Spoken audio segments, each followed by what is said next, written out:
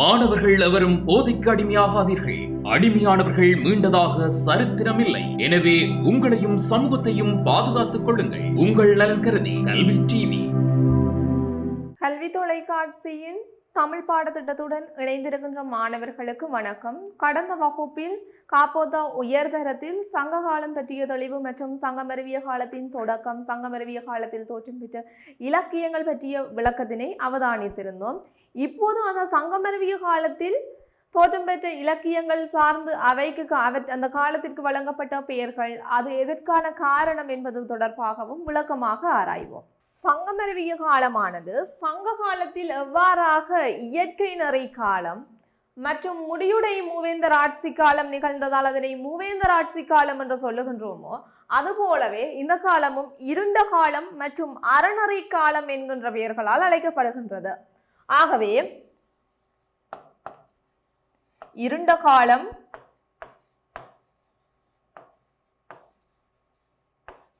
அறநெறி காலம் என்கின்ற பெயர்களால் அழைக்கப்படுகின்றது. இவ்வாறாக இந்த சங்கமருவிய காலமானது அழைக்கப்படுவதற்கான காரணம் பற்றி பார்ப்போமாக இருந்தால், இருண்ட காலம் என்று அழைக்கப்படுவது சங்க காலமானது உண்மையிலேயே அந்த காலத்தில் தோற்றம் பெற்ற இலக்கியங்களே 11 மேற்கணக்கு நூல்கள் என்று சொல்லப்படுகின்றது. அதுபோல சங்க காலத்தில் காணப்பட்ட நல்ல வாழ்வியல் முறைகள் கூட அழிந்து போனது சங்கமருவிய காலத்தில்.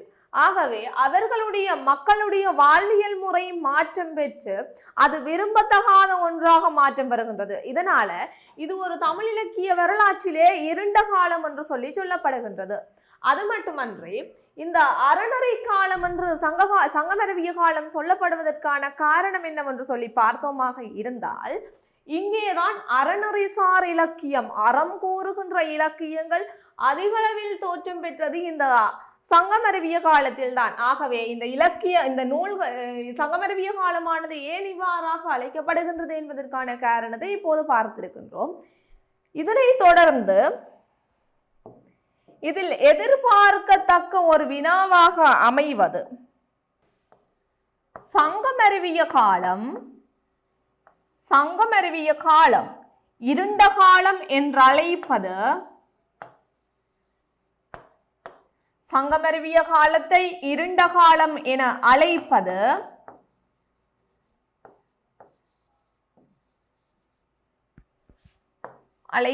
பொருந்துமோ?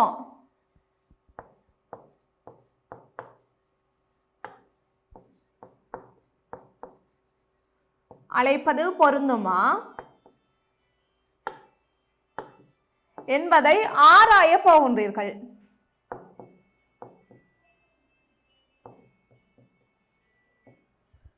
சங்கமருவிய காலமானது இருண்ட காலம் என்றும் அழைக்கப்படுகின்றது, அறநெறி காலம் என்றும் அழைக்கப்படுகின்றது என்பது உங்களுக்கு தெரியும் நன்றாக.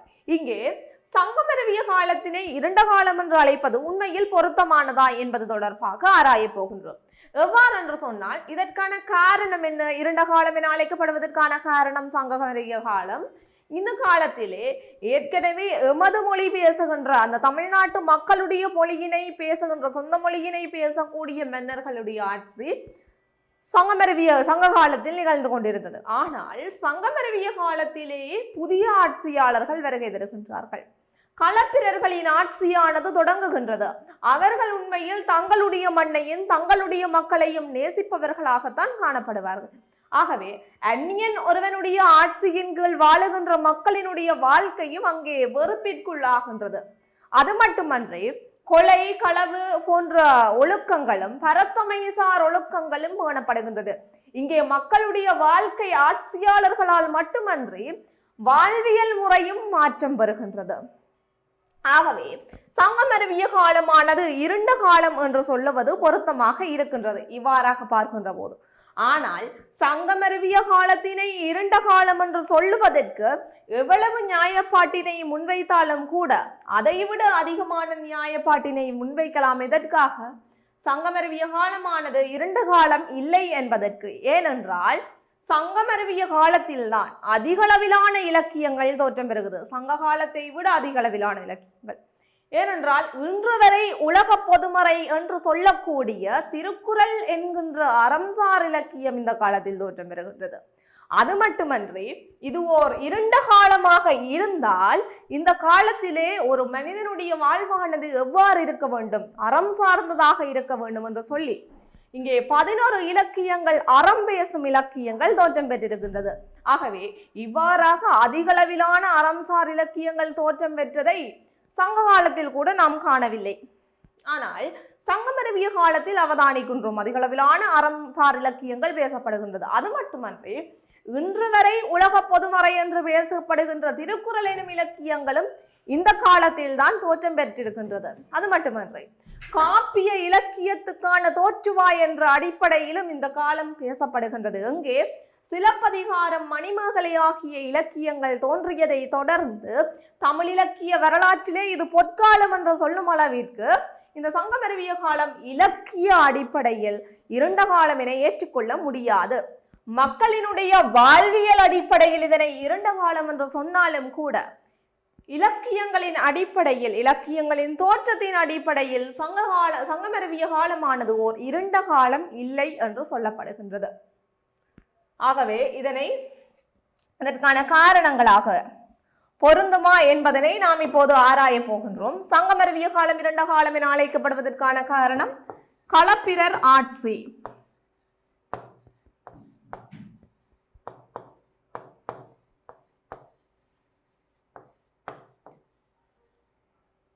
இரண்டாவது களவு,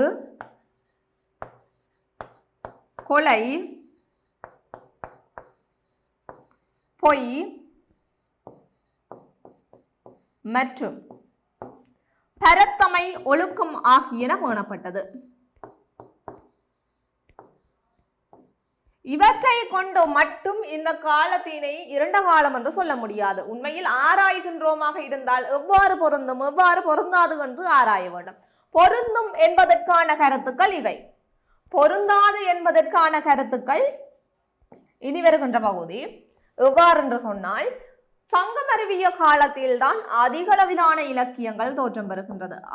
அதிகளவு அறம்சார் இலக்கியங்கள், ஏனைய இலக்கியங்கள் தோற்றம் பெற்றாலும் பரவாயில்லை, உண்மையில் ஒரு மனிதனுடைய வாழ்வினை நெறிப்படுத்தக்கூடிய கருத்துக்களை சொல்லக்கூடிய இலக்கியங்கள் இந்த காலத்துல தோற்றம் பெற்றிருக்கின்றது. அப்படி பார்க்கின்ற போது இந்த சங்கமருவிய காலம் எவ்வாறாக ஒரு இருண்ட காலமாக ஏற்றுக்கொள்ள முடியாது என்று ஒரு சாரர் சொல்லுகின்றார்கள். ஏன்? அதிக அற இலக்கியங்கள் தோற்றம் பெற்றது.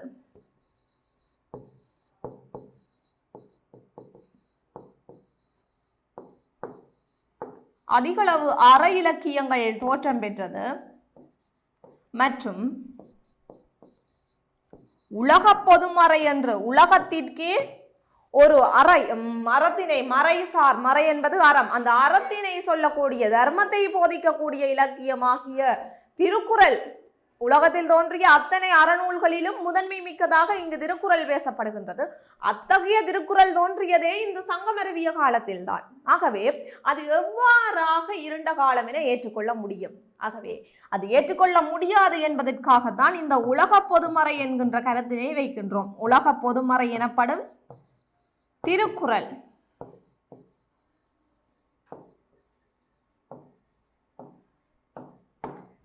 தோற்றம் பெற்றிருக்கின்றது. அது மட்டுமன்றி இங்கே அறம் பேசும் காப்பிய இலக்கியங்கள் தோற்றம் பெற்றது. காப்பியம் மற்றும் பக்தி இலக்கியங்கள் தோற்றம் பெற்றது. ஆகவே இலக்கிய ரீதியில் இது ஒரு போதுமான வளர்ச்சியினை இந்த சங்கமருவிய காலம் கொண்டிருக்கின்றது. தமிழ் இலக்கிய வரலாற்றின் வரப்பிரசாதம் என்று சொல்லப்படுகின்ற அளவிற்கு ஏனைய காலங்களில் இருந்து குறைவுபடாத அளவிற்கு இலக்கிய ரீதியாக சரியான ஒரு வளர்ச்சியை கொண்டிருக்கின்றது இந்த சங்கமருவிய காலம். ஆகவே இந்த விடயங்களை அடிப்படையாக கொண்டு சங்கமருவிய காலத்தினை ஒரு இருண்ட காலம் என்று சொல்ல முடியாது. சொல்லலாம் என்பதற்கு இந்த 2 விடயங்களும், சொல்ல முடியாது என வாதிடுவதற்கு இந்த 3 விடயங்களையும் நாம் அடிப்படையாக சொல்ல முடிகின்றது. ஆகவே சங்கமருவிய காலம் இருண்ட காலம் என அழைப்பது பொருந்துமா? ஆராய்கின்ற போது 2 வளத்தில் இருந்து கொண்டும் நாம் யோசிக்க வேண்டும். ஆகவே 2 வளத்தில் இருந்து கொண்டும், அதாவது பொருந்தும் என்னும் அடிப்படையிலும் பொருந்தாது என்ற அடிப்படையிலும் இங்கு ஆராய்ச்சி மேற்கொள்ளப்பட்டுள்ளது. அந்த வகையில் சங்ககாலம் என்பது சங்கமருவிய காலம் இருண்ட காலம்தான் என இருண்ட காலம்தான் என அத்தாட்சிப்படுத்துவதற்கு இந்த 2 விடயங்கள் உறுதுணையாக இருக்கின்றது.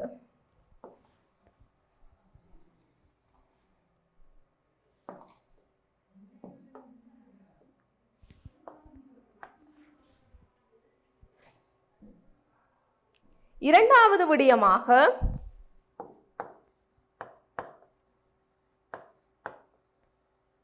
சங்கமருவிய காலம்.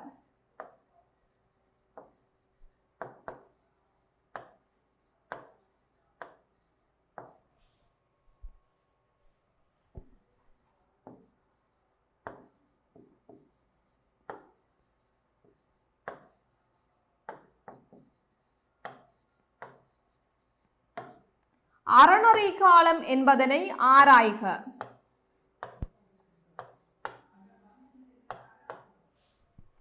இங்கே சங்கமருவிய காலமானது இரண்டு பெயர்களால் அழைக்கப்படுகின்றது நமக்கு தெரியும். ஒன்று இருண்ட காலம், அறநெறி காலம். இருண்ட காலம் என அழைக்கப்படுவது பொருத்தமானதா என்று கேட்கின்ற போது அதனை ஆராய்ச்சி கண்ணோட்டத்தின் அடிப்படையில் ஆராய்ந்து பார்த்தோம். அதற்கு சாதகமான மற்றும் எதிர்மறையான விடயங்களும் நமக்கு இங்கே ஆராய்ச்சியில் நாம் அவதானித்திருந்தோம். அதனை தொடர்ந்து சங்கமருவிய காலம் ஒரு அறநெறி காலம். சங்கமருவிய காலத்தினை அறநெறி காலம் என்றும் சொல்லுகின்றோம்.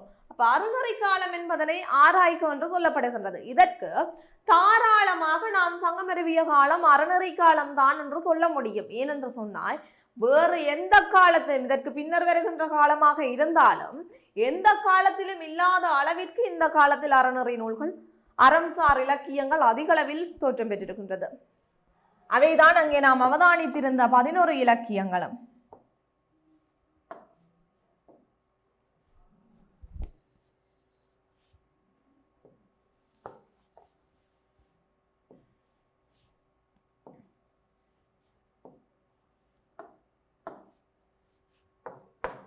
பதினோரு இலக்கியங்கள் காணப்படுகின்றன. அவை இன்னா 40,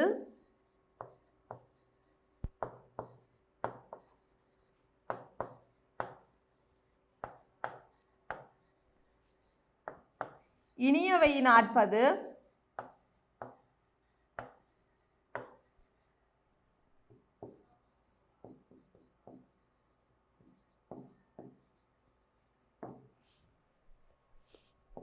ஏலாதி,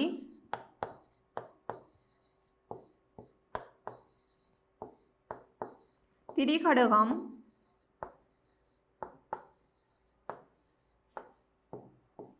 திருக்குறள்,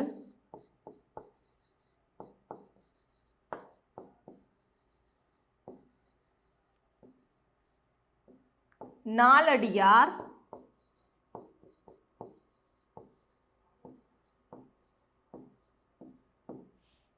சிறுபஞ்சமூலம்,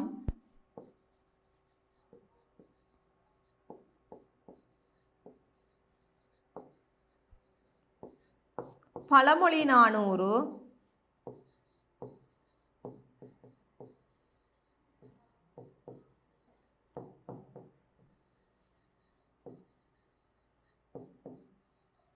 முதுமொழி காஞ்சி,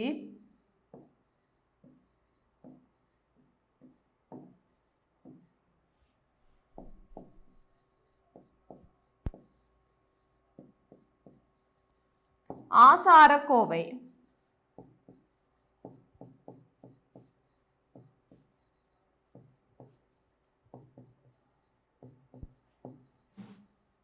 இங்கே 11 இலக்கியங்கள் வந்திருக்கும் என்று நினைக்கின்றேன். 1, 2, 3,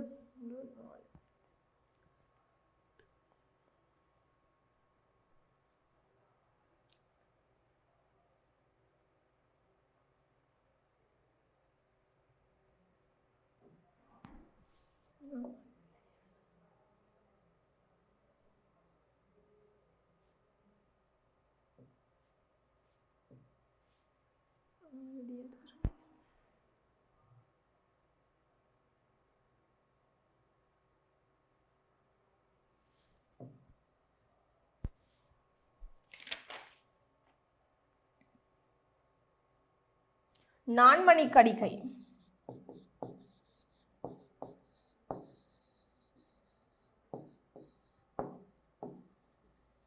இங்கே 11 இலக்கியங்கள் என்பதில் அவதானமாக இருக்க வேண்டும். இன்னா 40, இனியவை 40, ஏலாதி, திரிகடுகம், திருக்குறள், நாலடியார், சிறுபஞ்சமூலம், பழமொழி 400, முதுமொழி காஞ்சி, ஆசாரக்கோவை, நான்மணிக்கடிகை எனும் 11 இலக்கியங்கள் இங்கே காணப்படுகின்றது. சங்கமருவிய காலத்தில் அறம் பேசுகின்ற இலக்கியங்களாக 11 இலக்கியங்கள் காணப்படுகின்றன.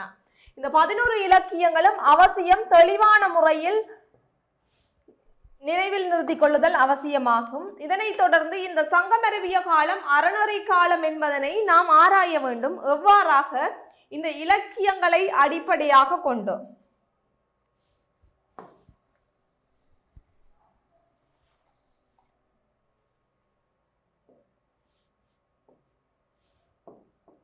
இந்த சங்கமருவிய காலமானது அறநெறி காலம் தான் என்பது நமக்கு திட்ட தெளிவாக தெரியும். அது எவ்வாறு என்பதனை ஆராய்ந்து கூறுவோம். முதலாவது, இங்கே அதிகளவிலான அறநூல்கள். உண்மையில் இந்த காலம் அறநெறி காலம் தான் என்ன எவ்வாறு என்று கேட்டால் உண்மையில் முதலில் வரக்கூடிய காரணமாக அதிக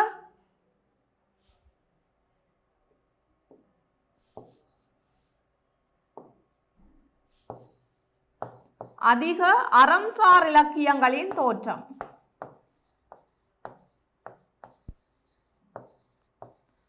அதிக அறம்சார் இலக்கியம் தோற்றம் பெற்றமையானது இந்த சங்கமருவிய காலம் அறநெறி காலம் என்று அழைக்கப்படுவதற்கான ஒரு காரணமாக காணப்படுகின்றது.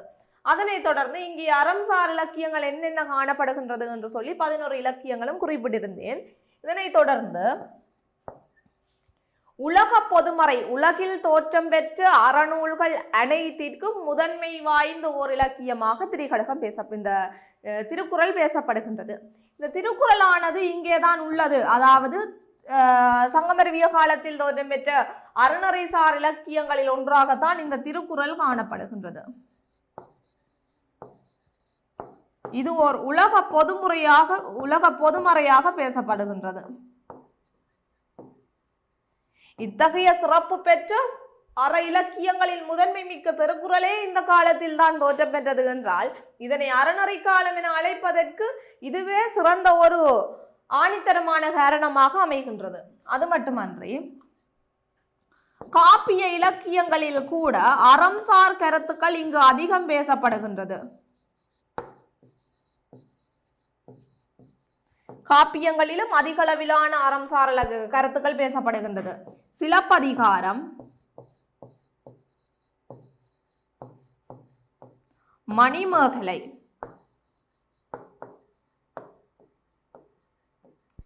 சிலப்பதிகாரம் என்கின்ற இலக்கியத்தில் எவ்வாறு அறம் பேசப்படுகின்றது என்று சொல்லி பார்த்தால் சிலப்பதிகாரம் மற்றும் மணிமேகலை ஆகிய இலக்கியங்களில் இங்கே அறம்சார் கருத்துக்கள் அதிகளவில் பேசப்படுகின்றது. உண்மையில் அற இலக்கியங்கள் 11 தோற்றம் பெற்றிருக்கின்றது. அந்த 11 இலக்கியங்களில் மட்டுமன்றி சிலப்பதிகாரம், மணிமேகலை காப்பிய வகைப்பாட்டிற்குள் உள்ளடங்கப்படுகின்ற இலக்கியங்களில் கூட அறம் பேசப்பட்டிருக்கின்றது. எவ்வாறென்றால் சிலப்பதிகாரத்தில் அரசியல் பிழைத்தோர்க்கு அறம் கூற்றாகும்.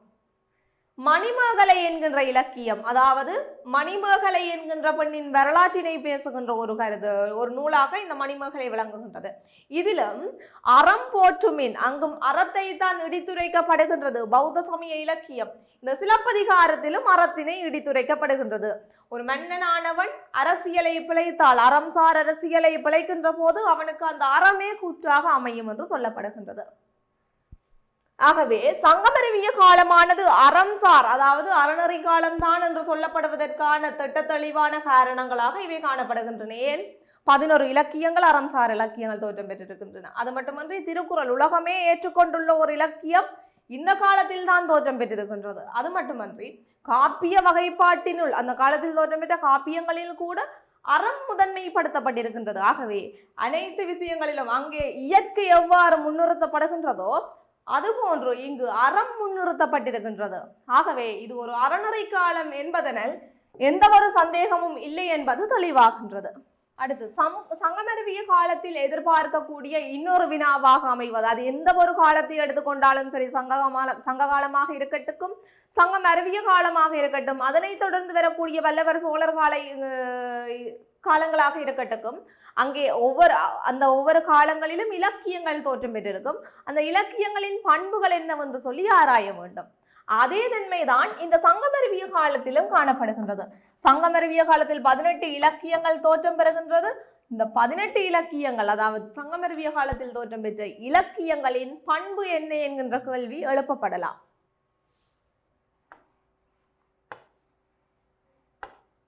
சங்கமருவிய காலத்தில் சங்கமருவிய கால இலக்கியங்களின் பண்புகள்.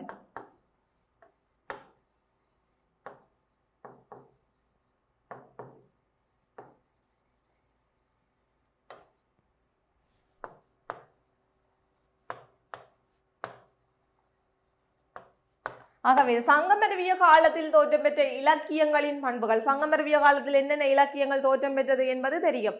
அந்த இலக்கியங்களின் தெளிவினை அடிப்படையாக கொண்டு அந்த இலக்கியங்கள் எந்தெந்த பண்புகளை கொண்டிருந்தது, எந்த பண்புகளின் அடிப்படையில் அந்த இலக்கியங்கள் வகைப்படுத்தப்பட்டிருக்கின்றது என்பது தொடர்பான தெளிவு நமக்கு கிடைக்கும்.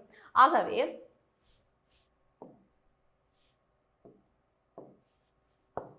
முதலாவது, சங்கமருவிய கால இலக்கியங்களில் முதன்மை கருத்தாக, முதன்மை பொருள் மரபாக 3 பொருள் மரபுகள் பேணப்பட்டது. சங்க காலத்தில் அகம் புறம் என்கின்ற பொருள் மரபுகள் எவ்வாறாக பேணப்பட்டதோ அதுபோன்று சங்கமருவிய காலத்தில் அகம் புறம் மற்றும் அறம் ஆகிய பொருள் மரபுகள் அந்த இலக்கியங்களில் பேசப்பட்டுள்ளது.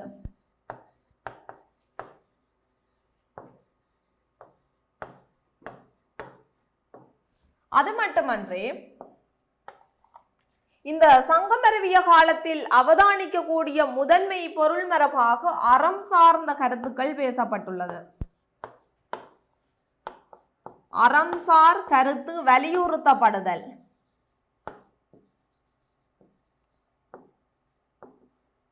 வலியுறுத்தப்படல். அது மட்டுமன்றி இந்த அறம்சார் கருத்துக்கள் எவ்வாறாக வலியுறுத்தப்படுகின்றது, இலக்கியங்களின் தொகையை அடிப்படையாக கொண்டே அங்கு அறம் எவ்வாறு முதன்மை பெற்றிருக்கின்றது என்று நமக்கு தெரியும்.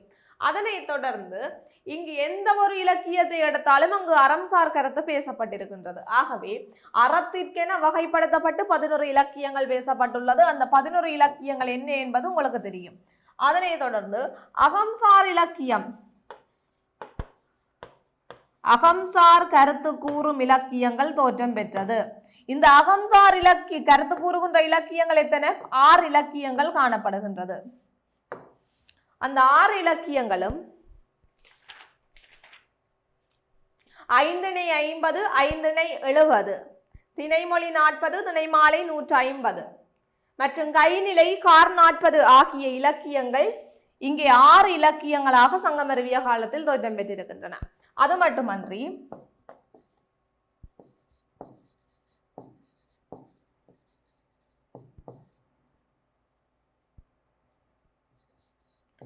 புறம்சார் கருத்தினை கூறுகின்ற இலக்கியங்களும் இந்த காலத்தில் தோற்றம் பெற்றிருக்கின்றது. புறம்சார் கருத்தினை கூறுகின்ற இலக்கியங்கள் என்னென்ன? களவழி 40 என்கின்ற ஒரே ஒரு இலக்கியம் புறம்சார் கருத்தினை கூறுகின்ற இலக்கியம். ஆகவே இதை வைத்துக்கொண்டு சங்கமருவிய காலத்திலும் புறம்சார் பொருள் மரபானது வீழ்ச்சி அடையவில்லை. அந்த அளவின் அடிப்படையில், நூல்களின் தோற்றத்தின் அடிப்படையில் வீழ்ச்சி கண்டாலும் கூட அந்த ஒரு இலக்கியத்தின் ஊடாக புறம்சார் பொருள் மரபு பேணப்பட்டது என்பது நமக்கு தெளிவாகின்றது. அது மட்டுமன்றி இந்த சங்கமருவிய கால இலக்கியங்களின் பண்புகள் என்று நாங்கள் நோக்குகின்ற போது இங்கே தொடர்நிலை செய்யுள் பேணப்பட்டது.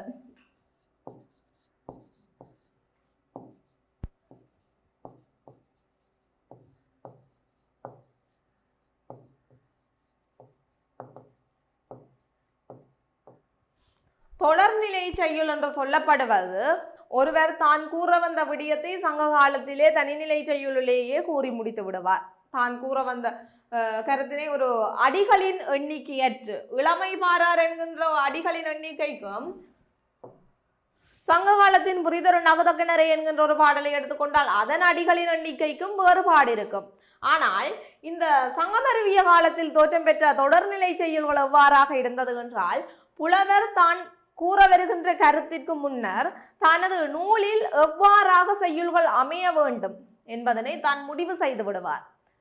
ஒரு 2 அடிகள் தான் இருக்க வேண்டும் என திருவள்ளுவர் முடிவு செய்திருந்தார். அதனால் திருக்குறளில் ஒரு குறளுக்கு 2 அடி வழங்கப்பட்டது. ஆனால் தான் கூற வந்த கருத்தினை ஒரு செய்யுளில் மட்டும் சொல்ல முடியாது, 2 அடிகளில் கூறிவிட முடியாது என்பதனால் 10 குறள்களுக்கு 1 அதிகாரம் என்ற அடிப்படையில் தொடர்ந்து கூறி செல்கின்றார். 10 குறள்களில் கூறி செல்லுகின்றார். ஆகவே அவர் சொல்லி தான் கூற வந்த விடயத்தினை கூறுவதற்கு அந்த அடிகளும் போதுமாக இருக்கின்றது. 2 அடி வீதம் 10 குறள்களில் தனது கருத்தினை தாராளமாக சொல்லி முடிக்கின்றார். அதே நேரம் தான் கூற வந்த விடயத்திற்கான செய்யுளுக்கான வரையறையையும் வகுத்து விட்டார். ஆகவே இதுதான் தொடர்நிலை செய்யுள் என்று சொல்லப்படுகின்றது. இதற்கு சிறந்த உதாரணம் திருக்குறள் மற்றும் நாலடியார்.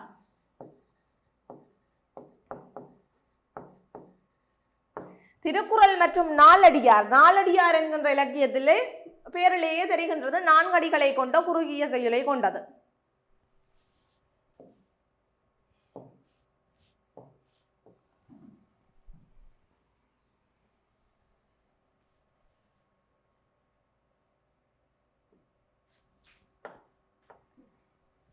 இங்கே காணப்பட்ட பாவடிவம் பற்றி பார்க்கின்ற போது வெண்பாயாப்பு அதிகளவில் பயன்படுத்தப்பட்டுள்ளதை அவதானிக்க முடிகின்றது. வெண்பாயாப்பு செப்பலோசை கொண்டதாக காணப்பட்டது. செப்பலோசை கொண்ட வெண்பாயாப்பினை பயன்படுத்தி இலக்கியங்களை அமைத்தார்கள். அது மட்டுமன்றி இங்கே விருத்தம் மற்றும்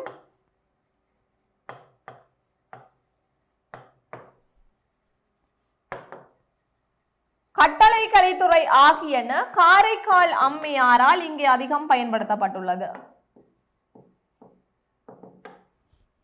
வெண்பாயாப்பானது யாப்பு வடிவங்கள் பற்றி பார்க்கின்ற போது வெண்பாயாப்பு அதிகளவில் பயன்படுத்தப்பட்டுள்ளது சங்கமருவிய காலத்தில். இது செப்பலோசை கொண்ட இலக்கியமாக, இந்த செப்பலோசை கொண்ட பாவடிவமாக காணப்படுகின்றது. அது மட்டுமன்றி விருத்தம், கட்டளை கலைத்துறை போன்றன காரைக்கால் அம்மையாரால் பயன்படுத்தப்பட்டுள்ளமையை நாம் அவதானிக்கக்கூடியதாக உள்ளது. அது மட்டுமன்றி இந்த சங்கமருவிய காலத்தின் மொழிநடை பற்றி பார்க்கின்ற போது சங்க காலத்தில் வடமொழி கலப்பானது மிக மிக அரிதான அளவில தான் காணப்பட்டிருக்கின்றது. எங்கோ ஒரு மூலையில் அவதானிக்க கூடியதாக இருக்கும். ஏனென்றால் எடுத்துக்கொள்ளுகின்ற இலக்கியம் அனைத்திலுமே நாங்கள் வடமொழி கலப்பினை நாம் அங்கு அவதானிக்க முடியாது. மிக மிக அரிதான அளவில் காணப்பட்டது, காண்பதற்கு அரிதாக காணப்பட்டது. ஆனால் சங்கமருவிய கால இலக்கியங்களை நாம் எடுத்துக்கொள்வோமாக இருந்தால் அங்கே அதிகளவில் வடமொழி கலப்பு தான் அதிகளவில் காணப்பட்டது.